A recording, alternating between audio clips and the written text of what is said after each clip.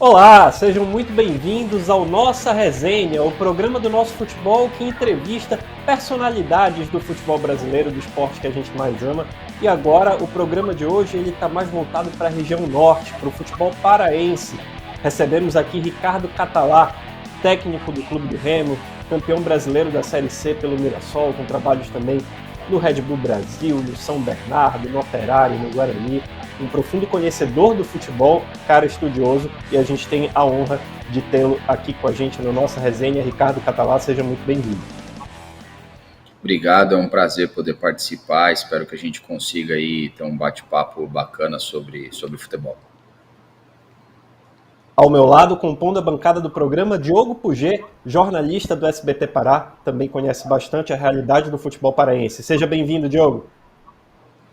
Fala, Matheus, obrigado pelo convite. Agradecer mais uma vez a participação, muito bacana. A gente vê uma mídia nacional abrindo espaço para a nossa região norte que tanto precisa, né, ser mostrada. A gente sabe a força que tem, principalmente nas arquibancadas, a grandeza dessas equipes. É uma satisfação estar falando com vocês aí, com a participação do técnico Ricardo Catalá, que tem muita coisa legal, com certeza, para a gente estar explanando sobre essa temporada azulina para 2024.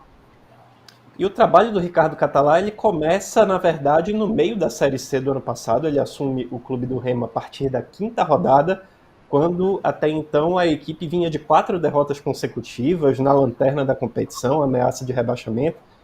E aí, Ricardo, eu queria saber de você, qual foi o diagnóstico naquele momento? Você viu o time e entendeu qual era o principal ponto a ser corrigido naquele momento?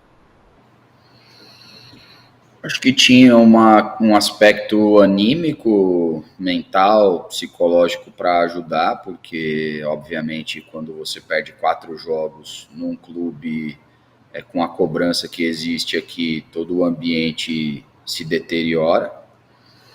Então, era cuidar da autoestima dos jogadores, cuidar de que o nosso ambiente, pelo menos da porta para dentro, fosse um ambiente saudável. E esportivamente que a gente pudesse ser uma equipe um pouquinho mais agressiva, um pouquinho mais intensa. A gente entendia que sendo mais agressivo e intenso nós já equilibraríamos essa balança, sobretudo com relação aos gols sofridos, e que nós conseguiríamos ser mais competitivos e nos aproximaríamos mais das vitórias dessa forma. Foi isso que nós fizemos inicialmente.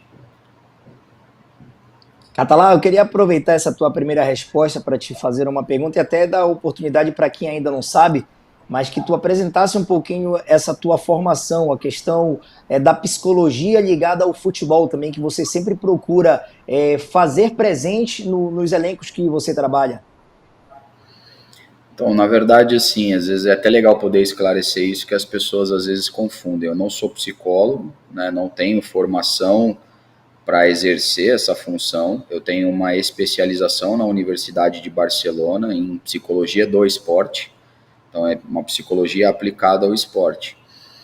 Para mim, assim, essa disciplina deveria ser obrigatória para todas as áreas, todos os segmentos, porque todas as empresas, todos os clubes de futebol, tudo é movido por pessoas.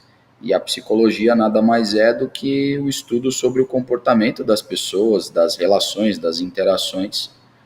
Então eu entendo que todas as empresas, clubes, ambientes em que os gestores têm uma capacidade mínima de entender sobre pessoas, de como liderá-las, as diferenças geracionais que existem hoje, a tendência é de um êxito mais a curto prazo e duradouro, porque todo mundo gosta de ser tratado com respeito, todo mundo gosta de se sentir compreendido, e é isso que eu procuro fazer nos ambientes onde eu estou inserido, é poder entender que cada ser humano é único, e como único eu preciso o mais rapidamente me adaptar em todos os aspectos para que eu possa ter relações de troca e de extrair ou ajudá-los a extrair o seu melhor.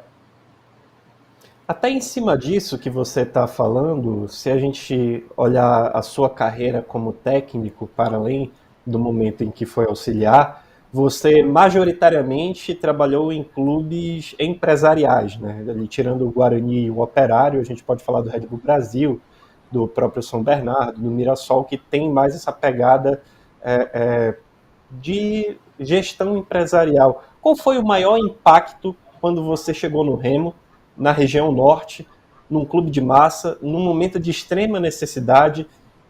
Para além do técnico Ricardo Catalá, como foi que a pessoa, o cidadão, chegou aqui e entendeu o contexto?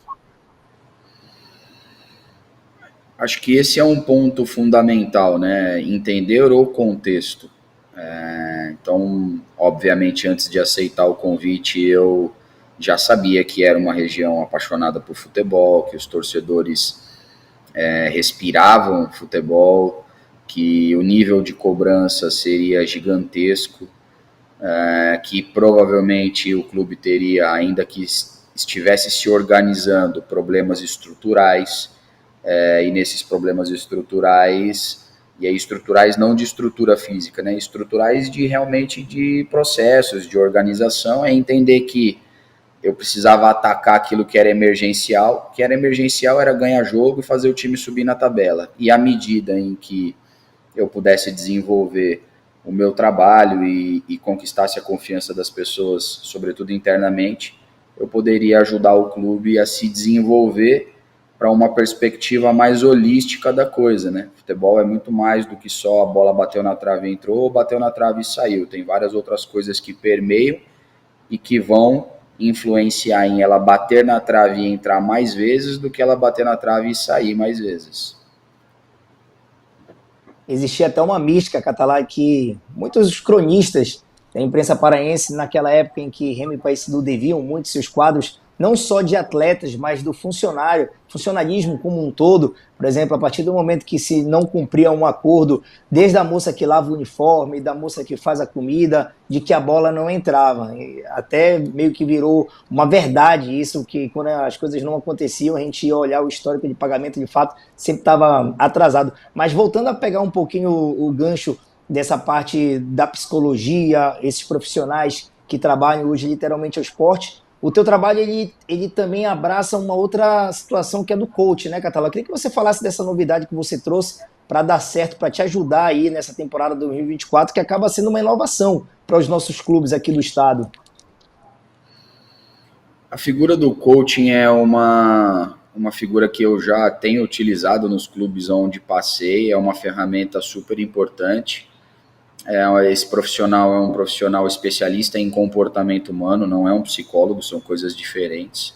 É um cara que estuda o comportamento do ser humano, então ele consegue individualmente me dar o perfil de cada atleta, como esse atleta vai responder em situações de problema / dificuldade, e qual é a melhor forma de eu interagir com esses jogadores, tipo de linguagem, tipo de abordagem, para que eu possa ajudá-los a render no ápice de sua performance. Paralelo a isso, é feito um trabalho de identificação do perfil do grupo, para entender qual é o melhor estilo de gestão para aquele grupo render. Então, eu entendo que essas ferramentas, obviamente, não são as mais importantes, porque nunca existe uma coisa só mais importante. Eu acho que todas têm o mesmo nível de importância e em algum momento umas são mais e outras são menos. E aí é a habilidade de saber utilizá-las e quando é que vai fazer a diferença para que o trabalho seja um trabalho mais vitorioso, mais exitoso. Você teve a oportunidade de ir para a Espanha e fez estágios no Barcelona, no Espanhol, no Saragossa. E dentro dessa visão sistêmica do futebol que você traz, quais as principais diferenças de aplicação dessas metodologias que você estudou na Europa e, além disso, as dificuldades de aplicação no cenário nacional, em especial aqui na região norte?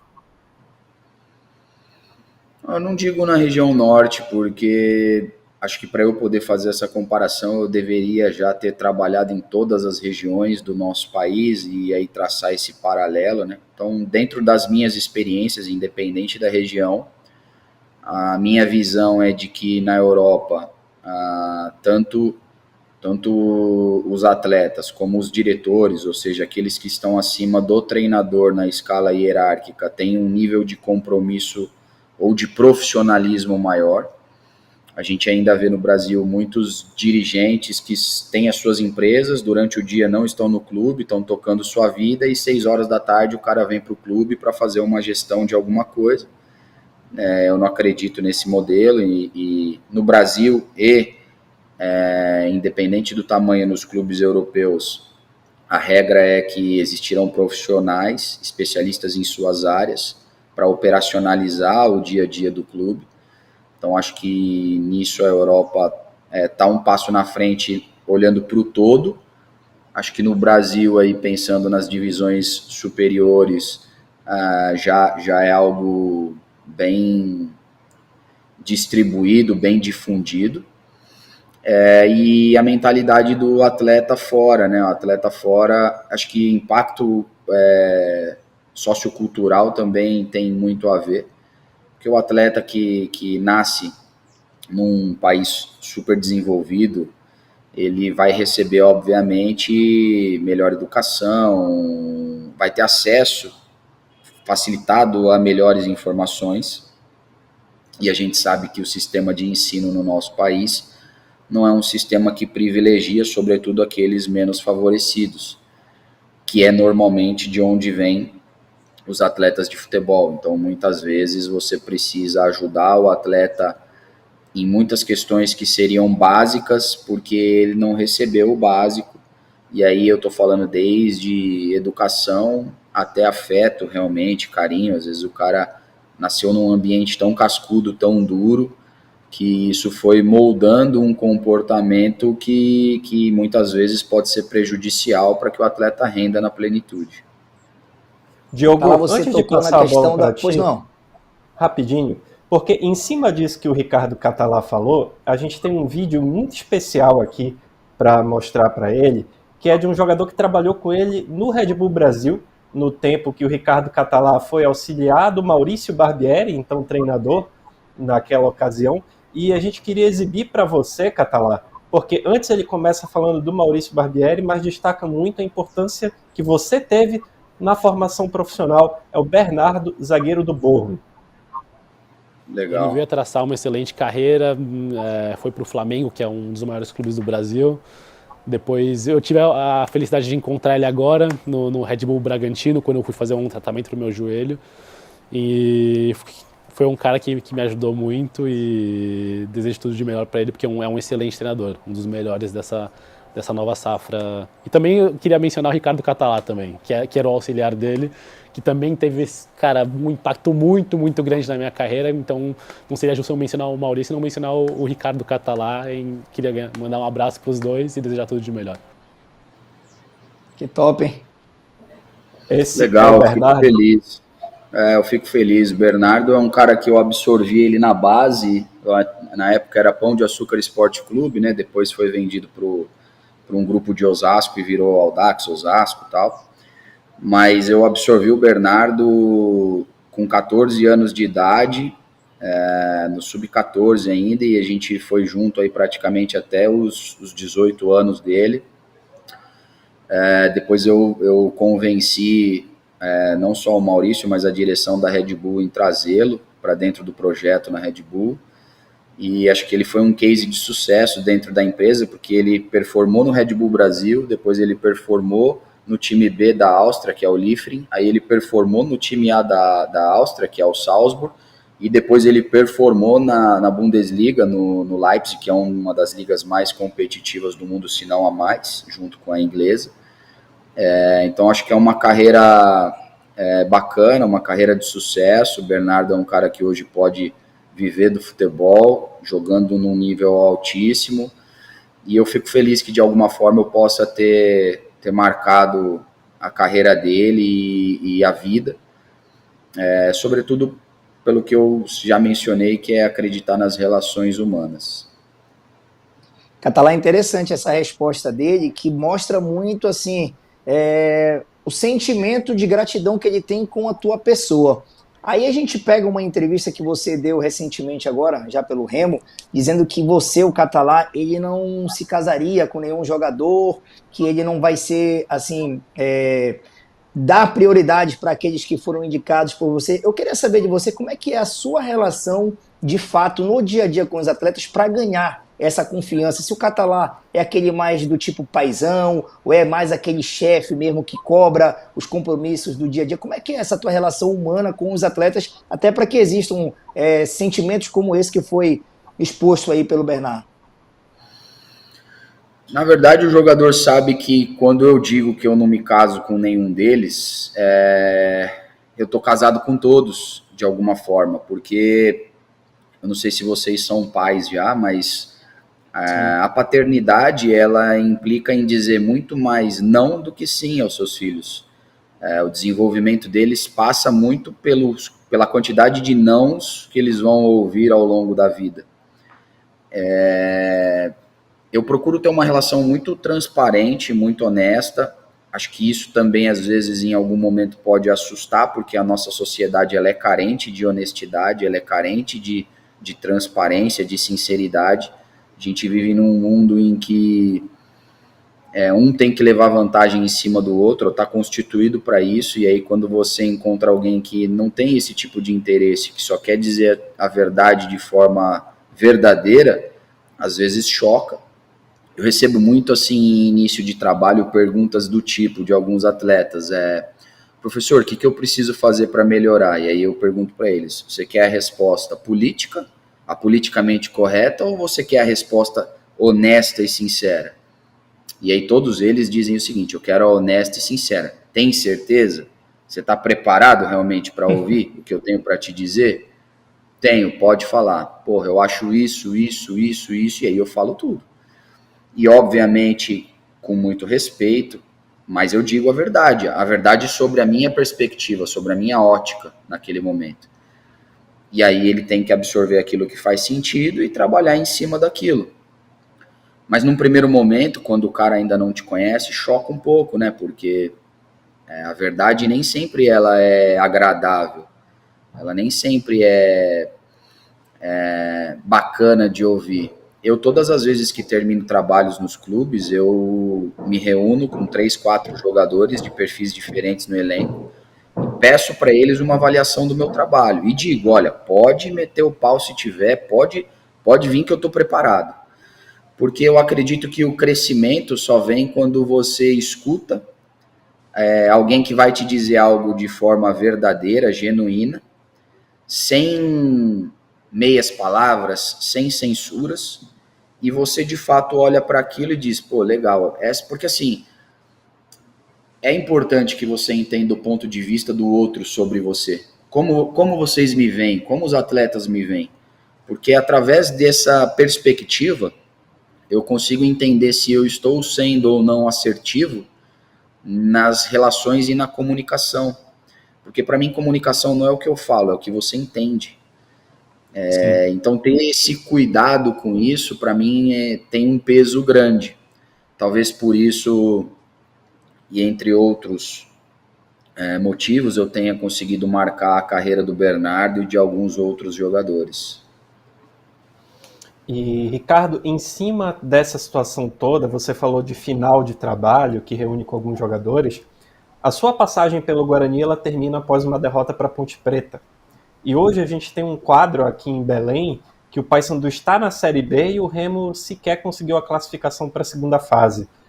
Até que ponto o fato do Paysandu estar numa divisão acima do Remo pressiona o seu trabalho? Zero. Para mim, zero.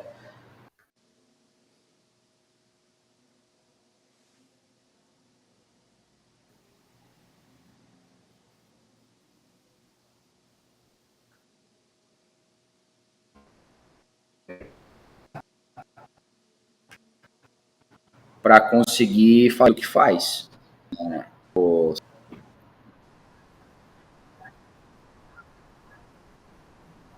Acho que agora voltou. Eu tô vendo. Eu tô vendo.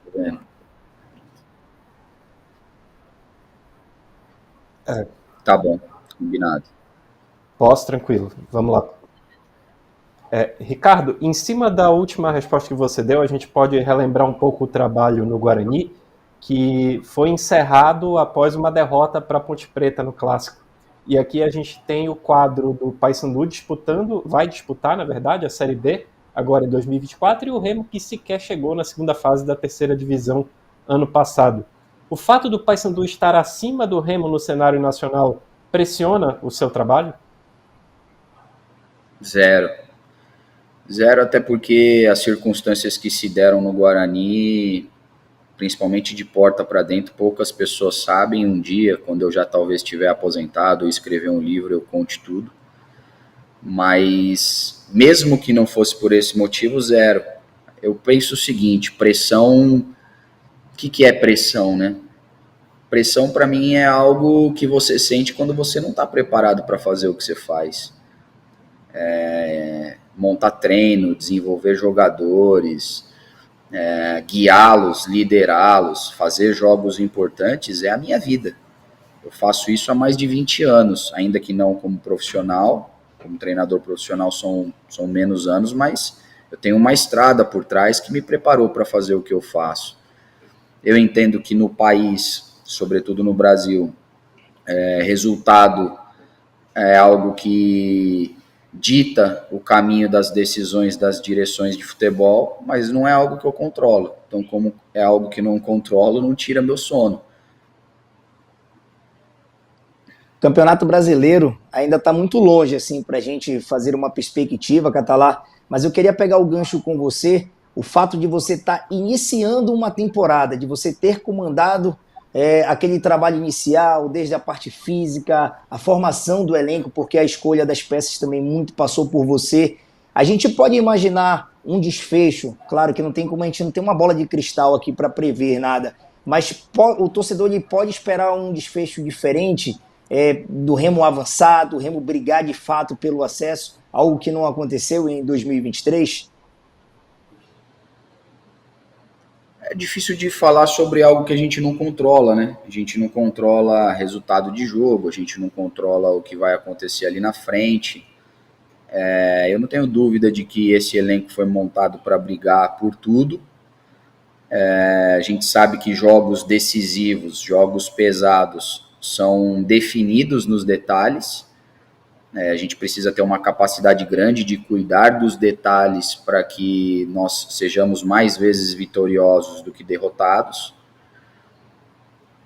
Agora, a minha expectativa em relação a tudo aquilo que a gente vem construindo como instituição, como clube, como equipe de trabalho, como equipe em atletas, é de que nós teremos condições de brigar pelos objetivos da temporada e de atingi-los.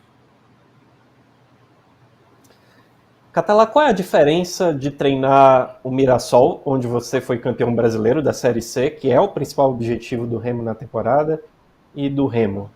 Como é que você avalia isso? Eu não gosto de ficar fazendo muito comparações, porque acho que cada clube tem a sua identidade, cada clube tem a sua marca, cada clube tem a sua forma de trabalhar. O que eu posso te dizer é que, para mim, assim, não tem nada de diferente, não muda nada.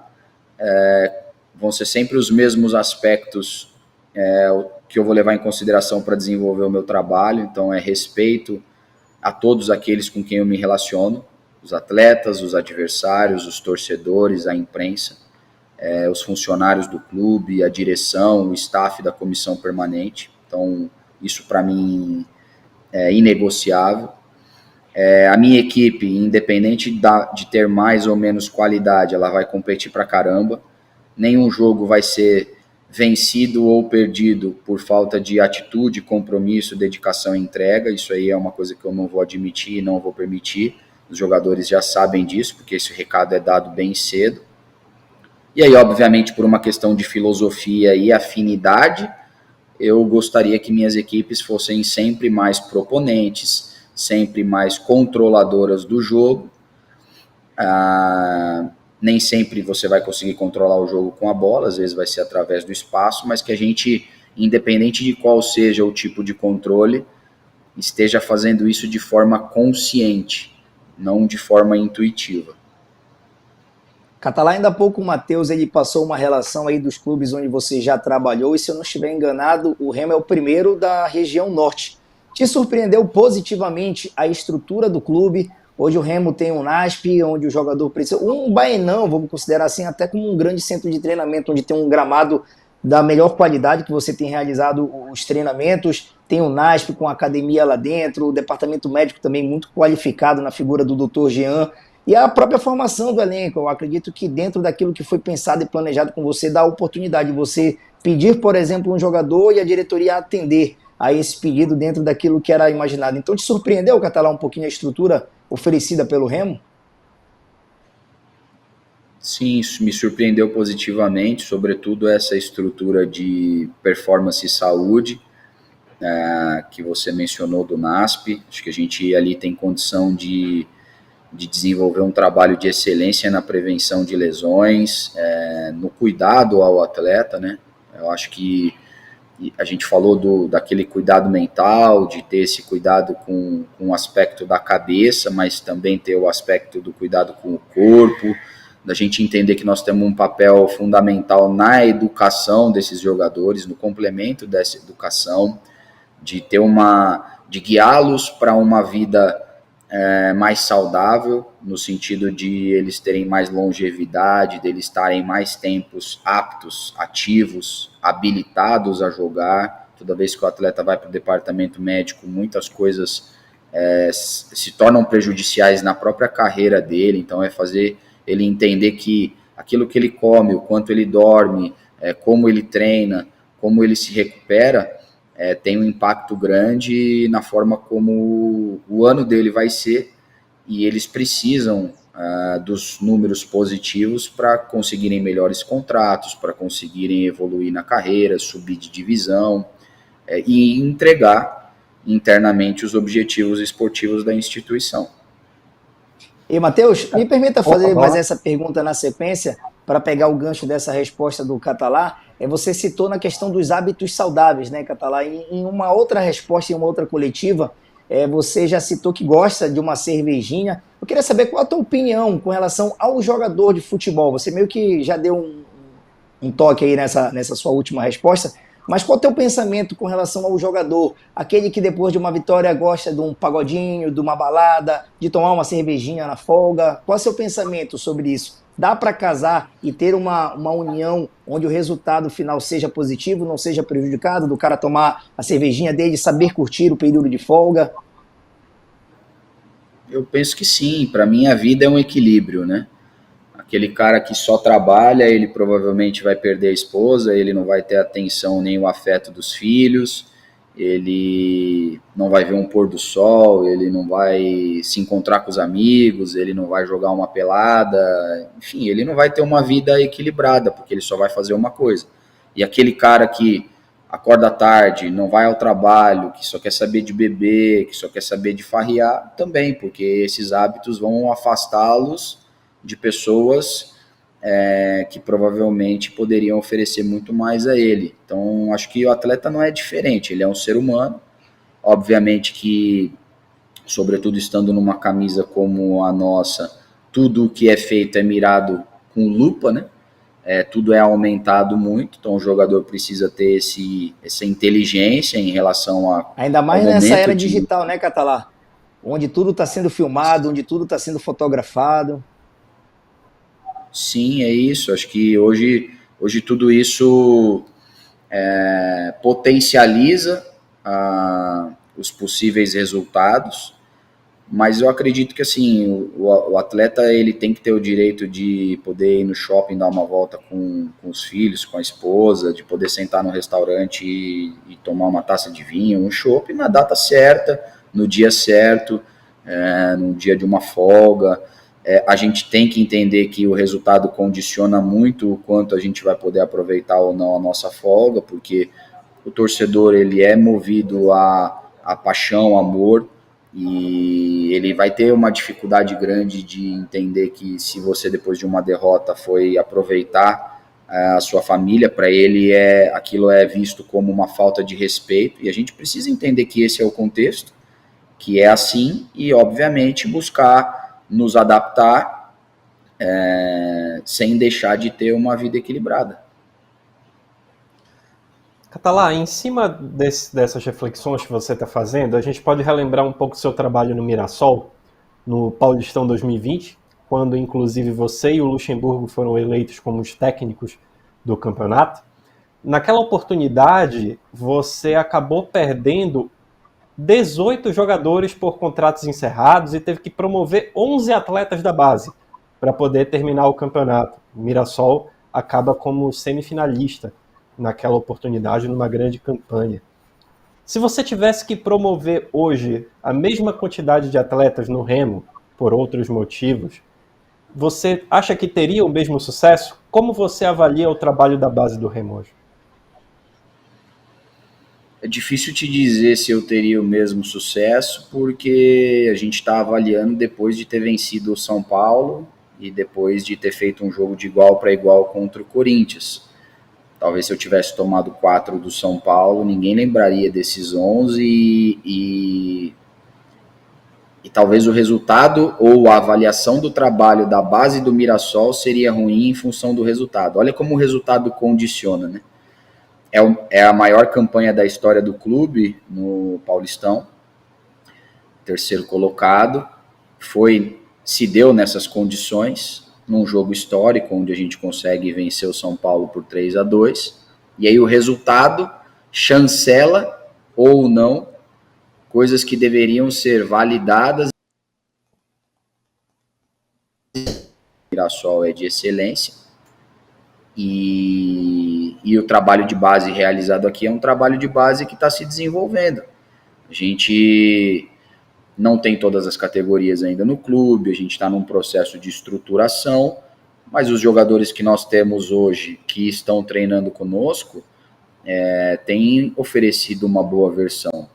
Então eu entendo que é um caminho, o clube em algum momento precisava se organizar para fomentar e oportunizar, e aí o quão isso vai ser determinante para o futuro desses jogadores dentro ou fora do clube, vai depender muito também das oportunidades, da forma como eles vão aproveitá-las, do rendimento deles, do momento que a equipe vai estar vivendo. Então acho que são coisas distintas, que o resultado no futebol muitas vezes conduz à avaliação ou julgamento do trabalho, e não deveria ser assim. Agora, interessante, justiça seja feita também, né, Catalá? As oportunidades no Remo estão acontecendo. Você tem dado aí, tem pelo menos de 5 a 6 atletas. Posso citar aqui o Henrique, o próprio Canu, o Felipinho, que já estão ganhando oportunidade e têm entrado no decorrer das partidas. Queria que você falasse dessa oportunidade e também de uma frase que você disse em uma outra situação, de que a qualidade, o atleta, ele não tem CEP, né? Ele pode ser descoberto, ele pode ter talento em qualquer lugar, né? Sim, acho que é um dever nosso oportunizar, é uma obrigação do jogador fazer por merecer essa oportunidade. Aqueles que vão jogar mais é porque, sob a nossa perspectiva da comissão técnica, está merecendo mais, e o lugar de merecer é no dia a dia, no trabalho, no treino, na conduta, na forma como encara cada sessão de treino, cada atividade. E sobre a minha frase, o que eu penso é isso, assim, para competência não existe idade. Competência, ela é competência, independente da idade. O que vai, sim, ser determinante é a experiência. Todos nós, vocês dois, eu, em algum momento fomos menos experientes do que somos hoje. Mas em algum momento nós recebemos a oportunidade, nós éramos competentes, fomos demonstrando o nosso valor. À medida em que fomos acertando e errando, fomos desenvolvendo uma experiência, e daqui 10 anos nós vamos olhar para nós mesmos hoje e vamos perceber que tudo isso se retroalimentou. Nós estaremos mais experientes, nós seguiremos competentes e com muito mais vivência. O atleta é a mesma coisa. Ele precisa merecer, eu vou oportunizar, ele vai acertar, ele vai errar, tudo isso vai fazer parte da bagagem esportiva dele, e em que nível ele vai chegar são muitas variáveis Algumas delas o atleta controla, outras ele não controla. Catalá, eu queria voltar um pouco no tempo, na tua vida, para além da tua carreira como técnico à beira do campo, porque a história na Espanha ela é muito rica, e você falou em determinado momento, até para a gente aqui no nosso futebol, que fez vários esforços, se desfez de carro para poder fazer esse estudo lá na Espanha. Conta pra gente como foi, como surgiu essa ideia e quais os esforços que você fez para ter essa vivência na Europa. Sim, eu sempre tive o sonho de ser treinador, o desejo, mas eu não sabia muito bem como esse caminho seria percorrido, porque não existia um lastro, nós estamos falando de 20 e poucos anos atrás, não existia um lastro grande de treinadores que não tinham sido atletas. Era muito pequeno esse universo. Então, na minha cabeça, eu vou fazer uma faculdade de educação física, lá eu vou ter a oportunidade de aprender sobre a área. Em algum momento vai aparecer uma oportunidade para mim no futebol, eu não sei como vai ser, se vai ser como preparador físico, o que vai ser, e através disso eu vou trilhar um caminho para tentar ser treinador. Então, à medida que eu entrei na faculdade, eu já me envolvi nas comissões técnicas da universidade, do campo e do salão, tanto masculino como feminino. E aí, através dessas oportunidades, eu já comecei a desenvolver algumas habilidades. Paralelo a isso, eu comecei a trabalhar no futsal. Trabalhei no futebol de campo também, de graça, durante muito tempo. Morei dentro de carro, já fiz muita coisa aí.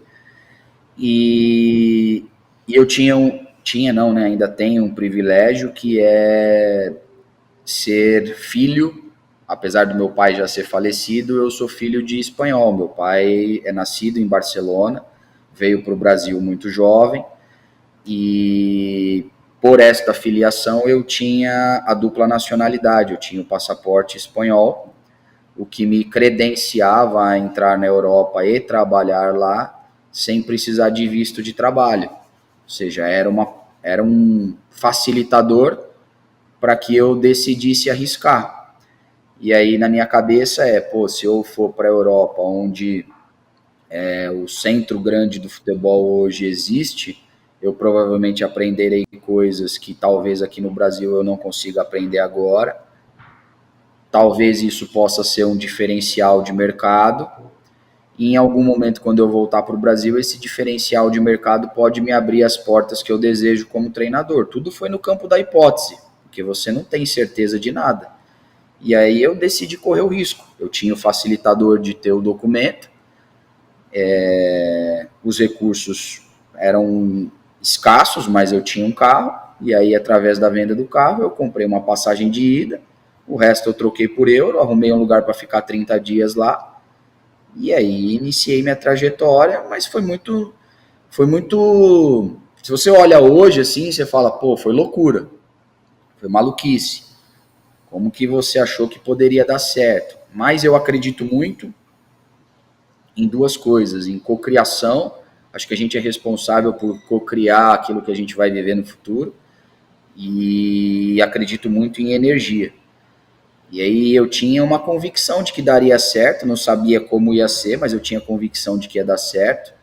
E essa convicção de que ia dar certo, ela se energizou a ponto de me abrir as portas e criar para mim as oportunidades. E aí aquilo que eu disse, sempre me preparei muito para fazer o que eu faço. E à medida em que as oportunidades foram aparecendo, as pessoas foram identificando as minhas competências, as minhas habilidades. Obviamente que hoje elas são melhores e mais bem desenvolvidas, muito mais estruturadas, porque eu estou mais experiente, eu estou mais maduro, eu já vivi muito mais coisas do que há 20 e poucos anos atrás. Por isso que quando vocês me perguntam a respeito do elenco, eu falo que eu gosto de um elenco equilibrado, porque essa maturidade que eu tenho hoje com 41 para 42 anos, eu não tinha com 20, com 22, mas com 20, 22 eu tinha um desejo, um ímpeto e uma coragem para fazer coisas que talvez hoje com 40 eu não faria, que uma abastece a outra. Então foi muito disso que aconteceu no meu início.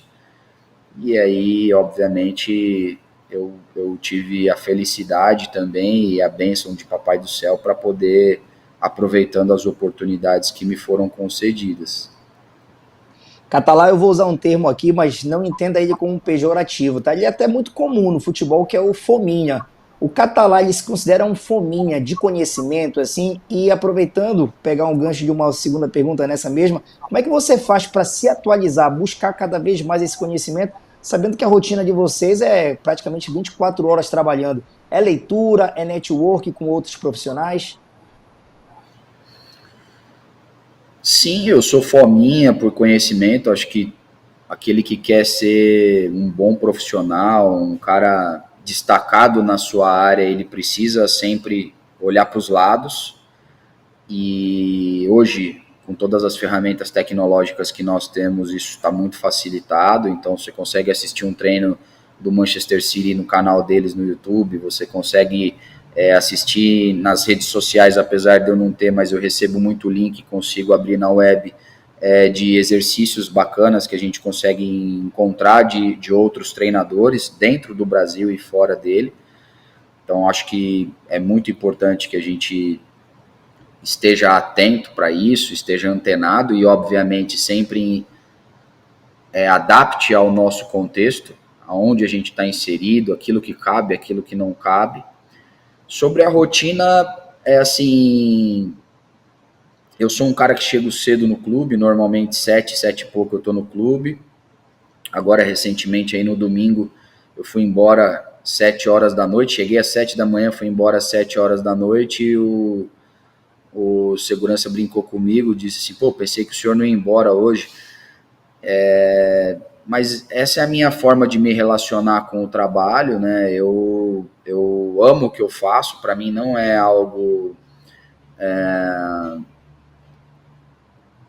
ruim ou que me prejudica. Obviamente que em alguns momentos eu poderia e gostaria de dar mais atenção para a família, porque às vezes você não consegue contemplar tudo. Eu também tenho defeitos, assim como todas as pessoas, e esse é um deles. No meu caso, atualmente, como a minha família não está em Belém, isso me ajuda a, pelo menos, estar com a consciência tranquila de que, ao minha família não estar em Belém e vir me visitar esporadicamente, eu posso ficar em paz em relação ao nível de dedicação oferecido ao clube. Mas, de novo, para mim, em nenhum momento é algo que não gera prazer ou é algo que eu vejo como um fardo. Na verdade, todos os dias, quando eu abro os meus olhos, eu agradeço a Deus pela vida, eu agradeço a Deus por poder fazer aquilo que eu faço, pelo privilégio de trabalhar com aquilo que eu amo, porque eu entendo que muitas outras pessoas no nosso país estão ou são infelizes por não ter o privilégio de fazer aquilo que ama, e eu tenho. Então eu procuro honrar isso todos os dias com o meu nível de compromisso, profissionalismo, que eu acho que se reflete um pouco na forma como um atleta acabou de dar um depoimento aí, falando com carinho da minha pessoa. Ricardo, falando agora um pouco mais aí do campo e bola, do Remo, você tem uma situação muito peculiar no elenco, que é o goleiro Vinícius, um ídolo da equipe, cara super querido pelos torcedores. A sua opção hoje é pelo Marcelo Rangel. Muito se fala que seria a possível despedida do Vinícius dos gramados, já que ele tem o contrato até o fim do Campeonato Paraense. Como é que você trabalha essa situação junto ao atleta e junto ao elenco também, fazendo essa administração dos goleiros? Acho que goleiro é sempre um assunto um pouco mais delicado, porque só joga um, né? Nas outras posições você normalmente tem mais atletas, você consegue rodar mais e tudo fica... a discussão ela é muito mais superficial, menos polêmica, ela é mais relativizada. Acho que a condição do contrato ou a condição que o Vinícius ocupa no elenco deve ser comentada pela direção, porque é uma decisão institucional e como decisão institucional a responsabilidade de se comunicar institucionalmente não é minha. Para mim não muda nada do ponto de vista esportivo. Eu vou procurar sempre escalar quem eu entendo que naquele momento pode oferecer a melhor versão. Hoje eu entendo que nós temos 3 goleiros no mesmo nível, os 3 estão no mesmo nível, os 2 que você mencionou mais o Léo. Qualquer um deles que eu decidisse escolher seria uma boa escolha. Nesse momento eu estou fazendo uma opção pelo Marcelo, nada além disso.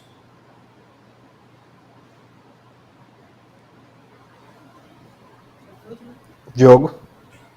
Catalá, eu queria te fazer uma pergunta com relação à geração tecnológica que a gente vive hoje, tem a presença da rede social sempre muito forte. O Catalá, ele é uma figura presente também nesse mundo virtual. O torcedor, ele pode até não ser lido, mas querendo ou não, lhe manda a mensagem dele. Você procura acompanhar também, entender o que o torcedor está falando, o que o torcedor está pedindo, está cobrando nas redes sociais?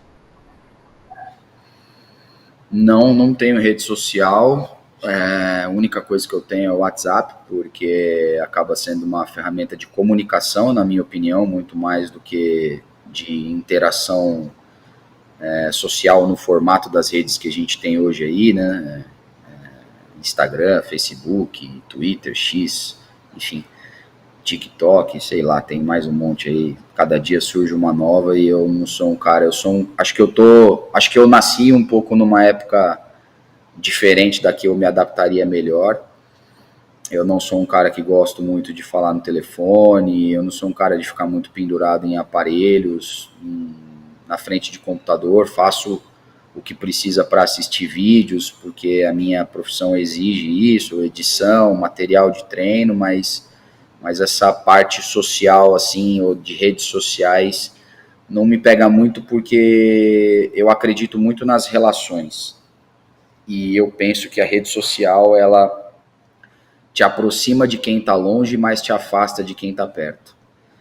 Você tem a possibilidade, às vezes, de levantar da tua cama no quarto, dar um beijo no teu filho, brincar com ele, fazer uma lição de casa, assistir um filme com a tua esposa, mas você fica na rede social vendo a vida do outro, cobiçando a esposa do outro, cobiçando o carro do outro, vendo talvez aquele monte de vida de mentira que é postada, que só tem maravilhas e não tem problema. A vida real é totalmente diferente disso. Então eu procuro me manter alheio a isso e tenho uma vida um pouco diferente nesse sentido. Acho que, né, a rede social, ela, enfim, não é algo que faz muito parte do meu cotidiano. Entendo que